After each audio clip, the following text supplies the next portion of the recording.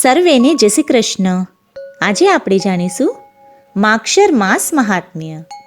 સ્કંદ પુરાણ વૈષ્ણવ ખંડમાં માક્ષર માસ મહાત્મ્યમાં માક્ષર માસમાં મથુરા સેવનનો મહાત્મ્ય અને ગ્રંથનો ઉપસંહાર જાણીશું.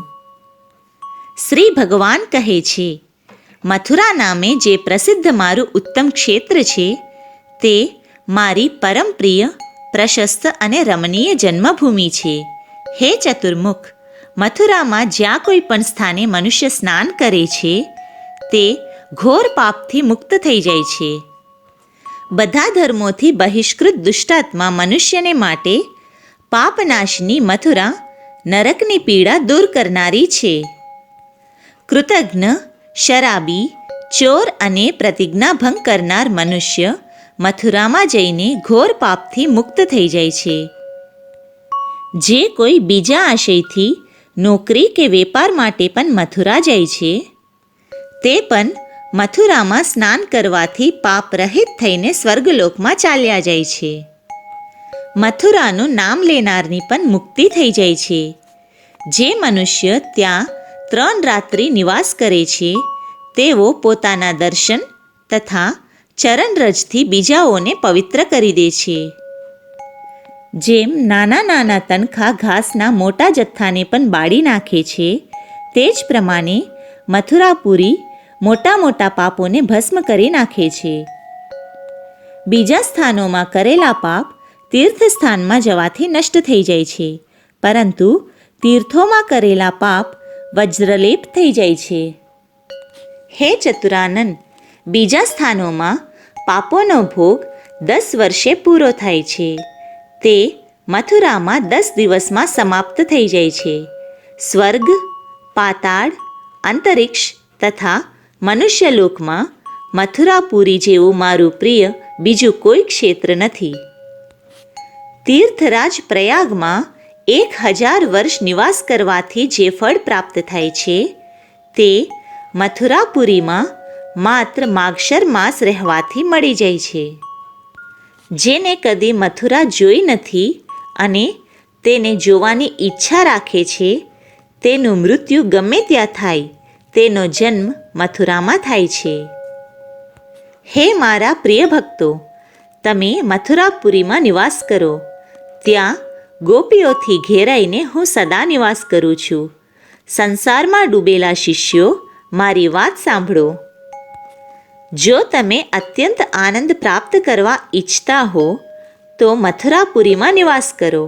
અહો, આ સંસાર બહુ અંધ છે, આંખો હોવા છતાં દેખાતો નથી.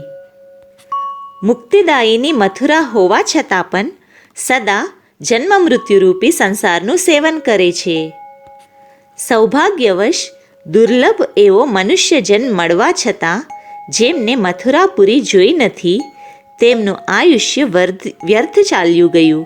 અહો, આ કેવી બુદ્ધિની દુર્બળતા છે!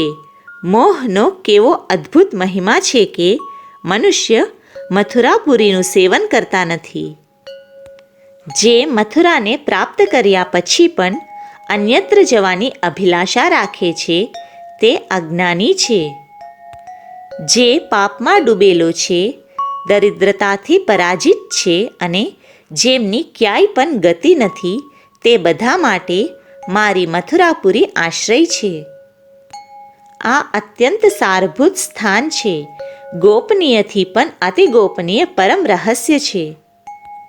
ઉત્તમ ગતિને શોધનારા પુરુષો માટે મથુરાપુરી પરમ ગતિ છે. યોગયુક્ત બ્રહ્મજ્ઞાની મનીષી પુરુષની જે ગતિ થાય છે તે જ મથુરામાં દેહ ત્યાગ કરનારની પણ થાય છે. સંસારમાં કાશી વગેરે પુરીઓ પણ મોક્ષપ્રદ હોવાનું પ્રસિદ્ધ છે, છતાં તેમાં મથુરા જ ધન્ય છે, કેમ કે મનુષ્યને 4 પ્રકારની મુક્તિ પ્રદાન કરે છે. મથુરામાં મૃત્યુ પામતા કીડા, મકોડા વગેરે પણ ચતુર્ભુજ રૂપ થઈ જાય છે. મથુરામાં જેને સાપ કરડે છે, જેનું પશુઓથી મૃત્યુ થાય છે, આગમાં બળીને કે પાણીમાં ડૂબીને મૃત્યુ પામે છે, આ પ્રમાણે અપમૃત્યુ પ્રાપ્ત કરનાર મનુષ્ય પણ મારા લોકમાં જાય છે. જે કામનાયુક્ત પુરુષોને ધર્મ, અર્થ અને કામ આપનારી છે. મનુષ્યોને મુક્તિ પ્રદાન કરે છે અને ભક્તિની ઈચ્છા રાખનારને ભક્તિ આપે છે. તેથી મથુરાપુરીનો કયો વિદ્વાન પુરુષ આશ્રય નહીં લે? આવી મહિમાવંત મથુરાપુરી માગશર માસમાં સેવન કરવા યોગ્ય છે. માગશર માસના પૂર્ણિમાના દિવસે જે પુણ્ય કરવામાં આવે છે તેનાથી હું વધારે પ્રસન્ન થાઉં છું. પુષ્કર અને મથુરામાં પૂર્ણિમાએ અવશ્ય સ્નાન કરવું જોઈએ. માગશર પૂર્ણિમા અનંત ફળ આપનારી છે. તેથી તમામ પ્રયત્ન દ્વારા તેનો આદર કરવો જોઈએ. જે ભક્તિપૂર્વક મારા પરમ પ્રિય માગશર માસનું વ્રત કરે છે તેને પુત્ર ના હોય તો પુત્ર પ્રાપ્તિ થાય છે, નિર્ધન હોય તો ધન મળે છે, વિદ્યાર્થીને વિદ્યા અને રૂપાર્થીને રૂપ પ્રાપ્ત થાય છે. બ્રાહ્મણ બ્રહ્મતેજ મેળવે છે, ક્ષત્રિય વિજયી થાય છે, વૈશ્યને ધન મળે છે અને શુદ્ર પાપથી શુદ્ધ થાય છે. ત્રણેય લોકમાં જે દુર્લભ વસ્તુ છે તે બધી મનુષ્ય માગશર માસમાં સ્નાન વ્રત કરવાથી પ્રાપ્ત કરી લે છે. મને વશ કરનારી ઉત્તમ ભક્તિ સર્વથા દુર્લભ છે. તે પણ આ માગશર માસનું મહાત્મ્ય શ્રવણ કરવાથી પ્રાપ્ત થાય છે.